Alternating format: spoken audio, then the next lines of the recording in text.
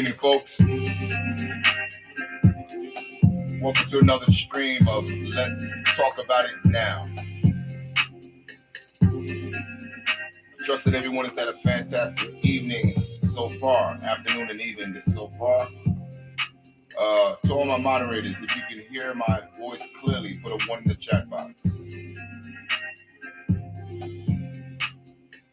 To all my moderators, if you can hear my voice clearly, put a 1 in the chat box. I'm going to give a few minutes to allow a few people to get onto the stream. Folks, again, I thank you for getting on the stream this evening. Shout out to all my new YouTube subscribers. A little housekeeping as you come into the building. Hit the subscribe button and the share button. I certainly do appreciate your support as always. As always, as you come into the building, hit the subscribe button and hit the share button. I appreciate you.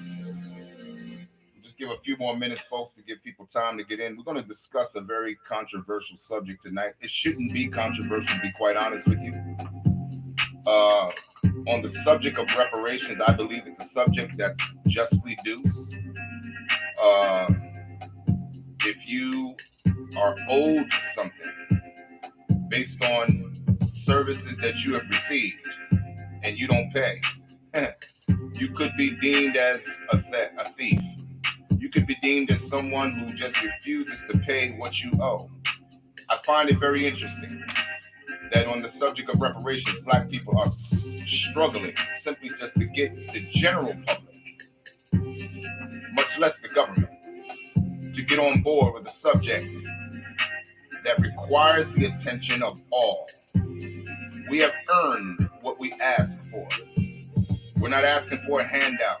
No, not at all. We're not asking for anyone to give us, as a people, any damn thing. No, not at all. What we are asking for is simply a reparations as it relates to what was done to us. You're talking about a people that suffered 250, damn near 300 years of chattel slavery. Free labor that built the economy, that built the wealth of this country. I don't think that's a lot to ask for when you talk about reparations. By definition, a gesture to repair the damage done to a people that did not ask for that kind of treatment. Who has our history anywhere in the world? Who has our history anywhere in this world that surpasses the history of black people here in the United States that we've suffered for, like I said, damn near 300 years? So again, to all my moderators, put a 1 in the chat box if you can hear my voice clearly. Put a 1 in the chat box if you can hear my voice clearly.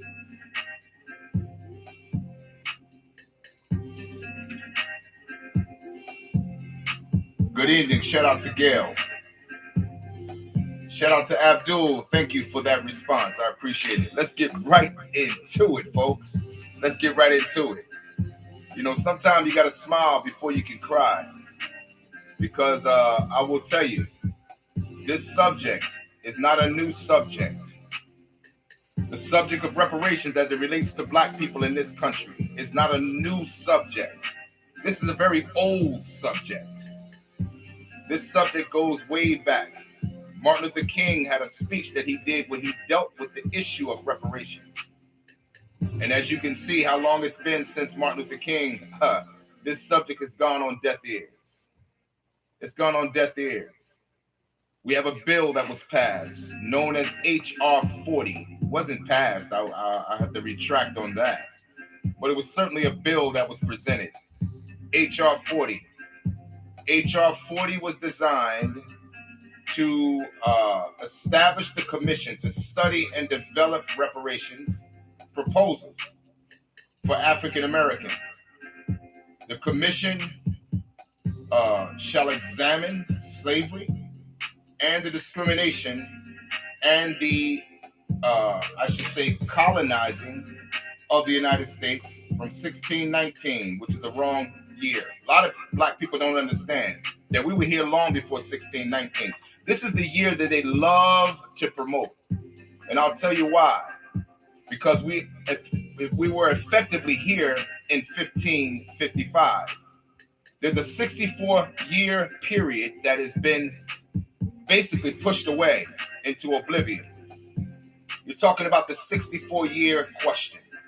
The 64 years between 1555 and 1619 were the slave-making years. Those were the years where the most atrocious, violent, brutal treatment towards black slaves were done.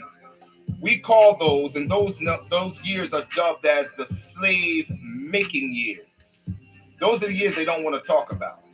That's when the most violent, the most vicious, the most evil atrocities that were brought upon black men and women that were brought here over that 6,000-mile trip between Africa and the United States.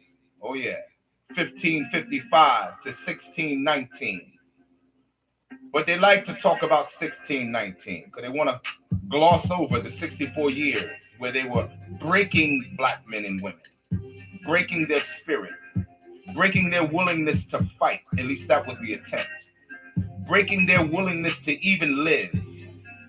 Many black men and women jumped overboard in just the 6,000-mile trip between Africa and the United States and became shark food during that trip.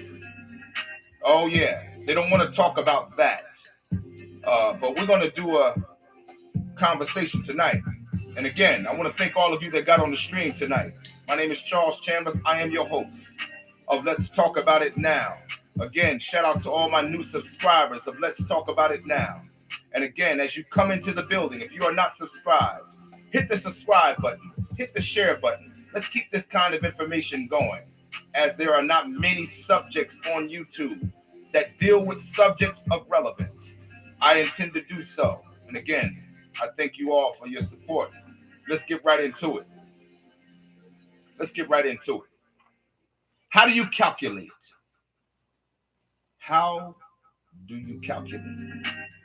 200 years plus nearly 300 years of brutality, murder, and violence, the destruction of family, the lack of transferred wealth. How do you calculate that for the descendants of African slaves? How do you calculate that, folks? How do you quantify that in dollar figures? Very hard to quantify that. And yet, though we have a valid argument, though we have a valid request in asking for reparations, yet black people in this country are always overlooked, overstepped, and ignored when it comes to this subject on every arena. And to my sad regret, there are a lot of bootlicking, sock puppet Negroes that do the same thing. They sit on the bandwagon as the mouthpiece against the justice that black folks so rightfully deserve. Oh, yeah, I'm talking about you sock puppet Negroes. I'm talking to you. I'm going to talk about one sock puppet Negro right now, Mr. Amos Brown, who sits on the board of the National Board of Directors for the San Francisco branch of the NAACP. Oh, yeah, he was one of the first mouthpieces. For those of you that don't know, San Francisco is talking about giving reparations of $5 million to every African descendant of slaves. Yeah, that's what they're negotiating right now. And so many, black and white, are coming against that whole proposal. But why? Here's the hypocritical thing that they love to talk about. Oh, California, it wasn't a slave state. I'll be damned. Some of you really need to do your research before you open your mouth. Because, see, California wasn't necessarily deemed as a slave state. No, they were considered a free state. However, What did they do that made them a slave state? I'll tell you. They allowed many southern slave owners that came from the South who migrated into California and who brought hundreds of slaves with them along that trip.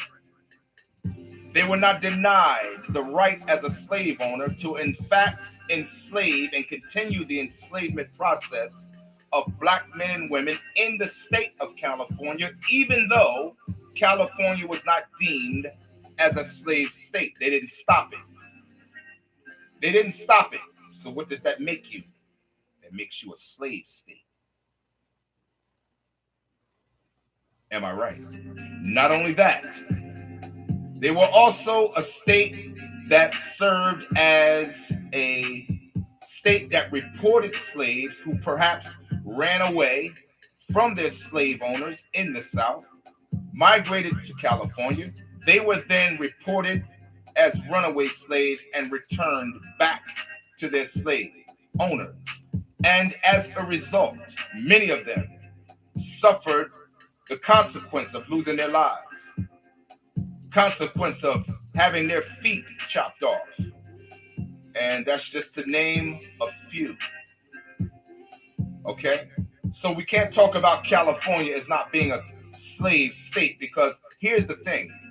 If I don't support a thing, then I don't support it at all. You know? How you do anything is how you do everything. California supported the whole concept of slavery, although they were not known for having slaves active in their state, unless a southern slave owner migrated to California and brought their slaves. They didn't stop that process. They allowed it to continue. They allowed it to continue. And they also implemented, I believe it was 1865. I could be incorrect about that date, but I know I'm somewhere in that range. But this is also what they did. They allowed new slave owners who came into that state, to still exercise the same authority over the slaves that they brought to that state. So they didn't stop anything, folks. And this is for those of you that want to applaud California for not being a slave state and call them somehow stupid, which is what I heard one individual say about California in their proposition for $5 million per African American descendant of slaves receiving as a result of slavery in the form of reparations. I'm speaking to that individual. They called California stupid. How could they possibly even consider such a proposal? You know, folks, black people in particular, man, don't you understand that there is nothing as it relates to justice in terms of what we have experienced and what we have gone through in this country that any white man in this country feels we are deserving of having? And I'm not talking about all. No, I'm not talking about all, but I'm certainly not being anecdotal in my expression of that. Most don't give a damn about whether you receive anything. Yet, $86 billion was given to the Holocaust survivors and their heirs for what they experienced in Nazi Germany. And let me say this as a disclaimer. I'm not against any nationality or any country or any people receiving reparations for what they experienced at the hands of injustice, brutality, murder, or anything like that. No. How could I be against it and still want justice to be served to us as black people in this country that experienced nearly 300 years of servitude slavery? How could I be against any nationality receiving reparations or any form of justice for what them and their people suffered? That would make me a hypocrite, would it not? So don't spin my words. But I'm trying to make a point here. Follow me. Not only that,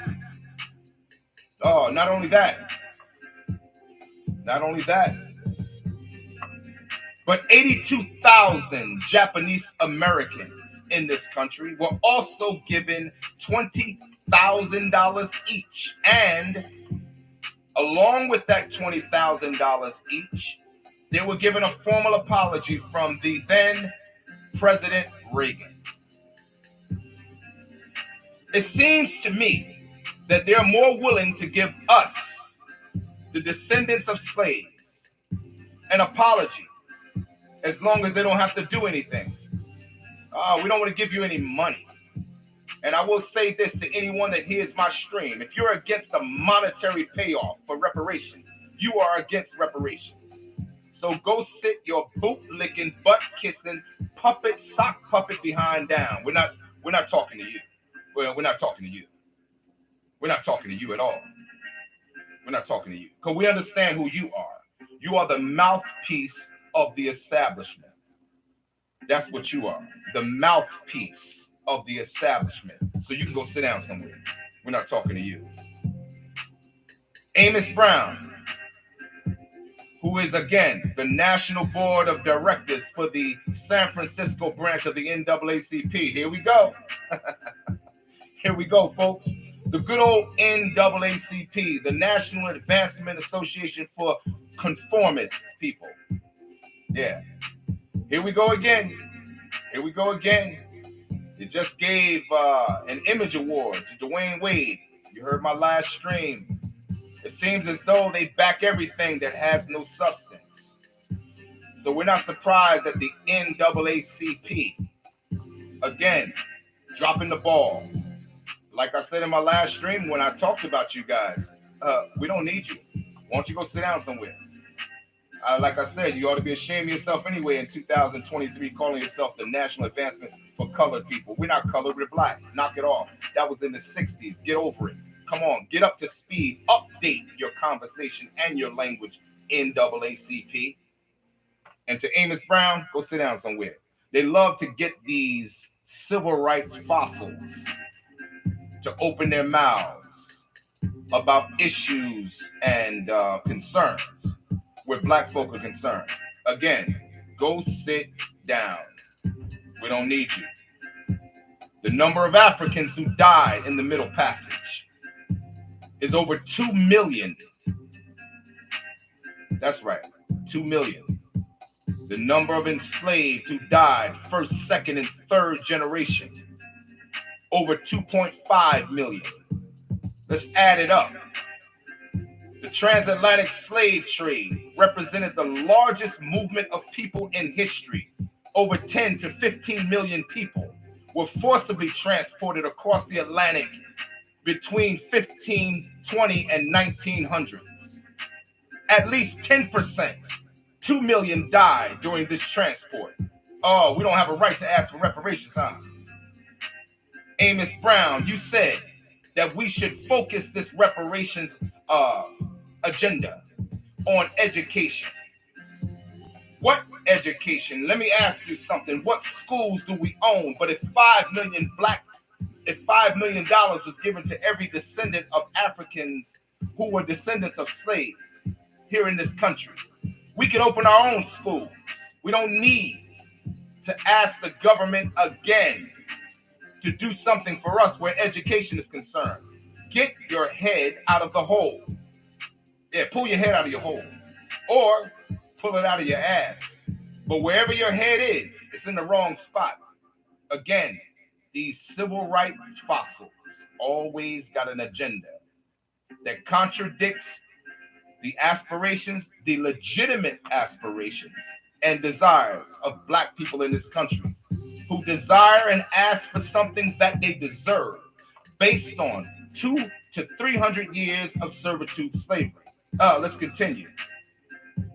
There was another 15 to 30% who died during or confinement along the coast altogether.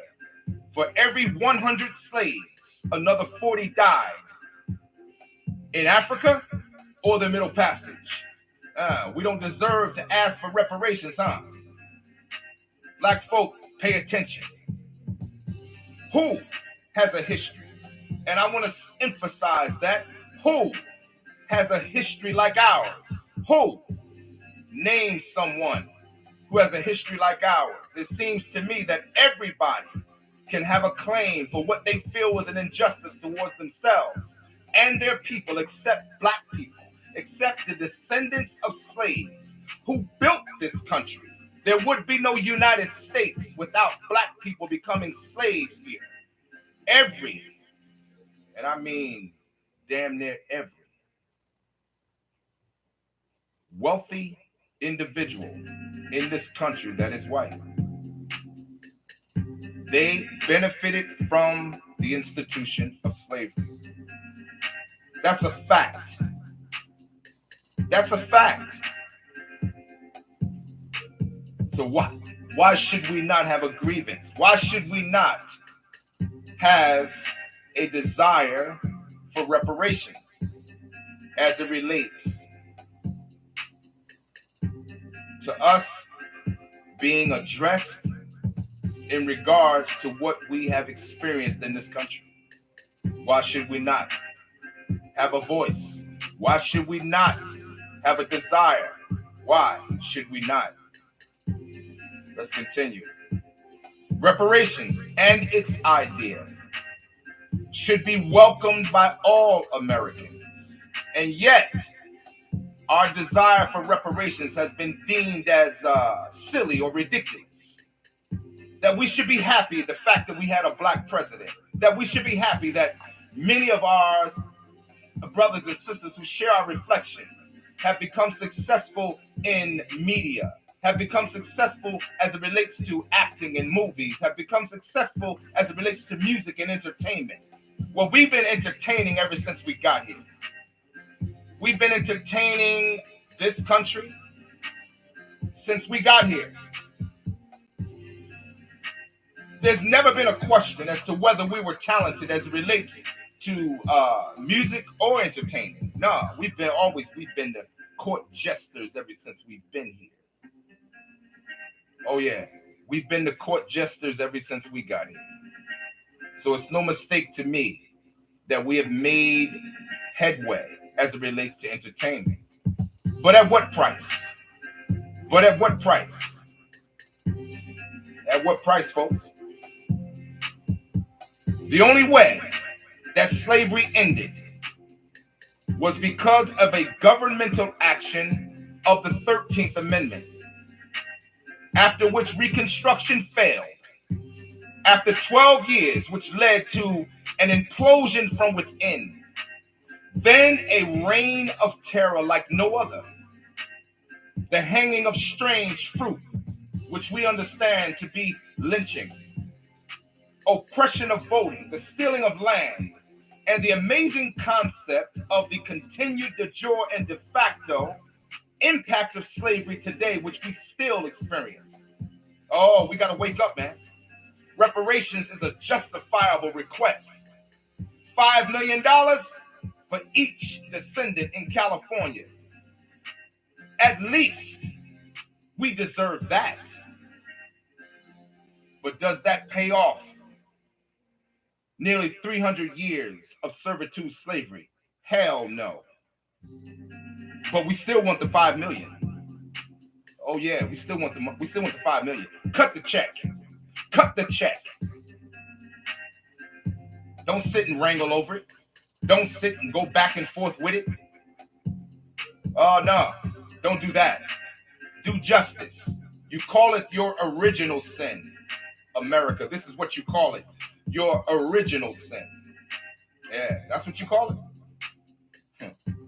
I think you're leaving out a few things, but I'll go along. I'll go along. 1 million blacks right to now are incarcerated. We understood that was the only justification for incorporating slavery all over again, as if someone from us, from our community, from the black population committed a crime. You could incorporate slavery all over again. All right? Blacks unemployed rate is 6.6%. 31% of black children live in poverty, compared to 11% of white children who also live in the same.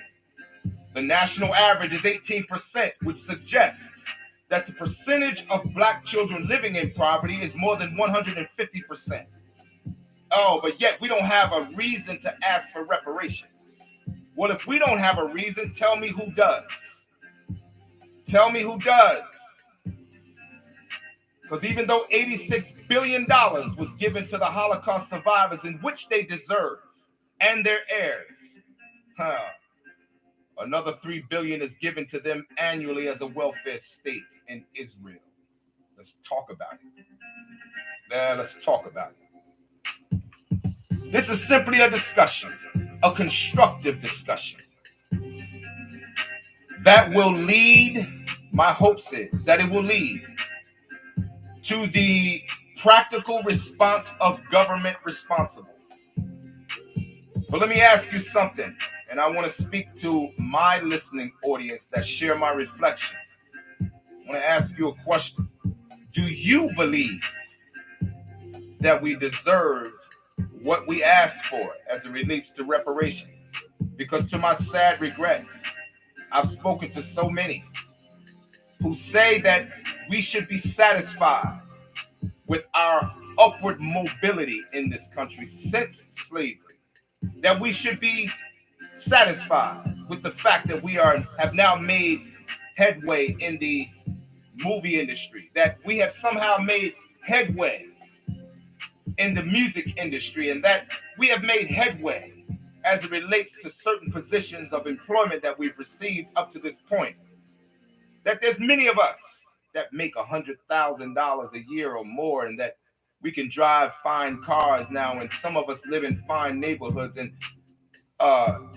Charles, you should relax, and many others like you should just kind of relax and let bygones be bygones. You should be quiet. Don't shake the feathers, Don't rock the boat. It sounds like the typical butt licking, butt kissing, puppet sellout Negroes of the past who have that same conversation. But I will tell you this, until justice is had, where black people are concerned in this great country that we live in, there will be no peace. Black people deserve what they ask for, and you deserve. In fact, you are obligated to give it. We have suffered police brutality. We have suffered the murder of many of our young people at the hands of law enforcement that we are told to respect and obey. Yet no justice. Yet no justice. Yet no justice. So what should we be asking for? What should we be asking for? And I will tell you this, black folk. If you don't learn to stand together, then you will have already fostered yourself into a position where you end up laying down together. Because many of us are willing to sit down for everything, yet we don't have any backbone to stand for something that's worthwhile standing for. It's never going to be popular. You're never going to be a popular individual that stands against the narrative, nor will you be a popular individual that pushes back against the status quo. The very president that we voted for, oh yeah, Mr. Barack Obama, of whom I voted for myself. I was like you, hopeful, but yet perhaps not realistic. This same president was against reparations. Many of you didn't know that. Do your research, you'll find the speech when he was against reparations. The question I will have to ask you and leave on the table as I end this stream. I didn't mean for this to be a long stream. I didn't want to be long, but I wanted to be strong. Because this is a subject we need to push, and continue to push until we can push it no more. Live with justice or die with a history that we refuse to fight for. It's your choice. It's our choice as a people. our choice as a people. Time is up in trying to please the status quo, while they continue to laugh in our face when we look for the justice that we so rightfully deserve. Again, I want to thank all of you that got on the stream tonight. I really want to thank all of you that got on the stream tonight. And again, if you're not subscribed to Let's Talk About It Now, and you wish to hear more content along these lines, thought-provoking content, not silly content, but thought-provoking content on issues we need to focus on, then you hit that subscribe button. You hit that subscribe button, you hit that share button. And I thank all of my new subscribers for Let's Talk About It Now. I am your host, Charles Chambers. This has been another stream of Let's Talk About It Now. With that being said, love you. Want to see justice for us. And with that, we are out. Have a good evening, folks. Reparations for us. We deserve it.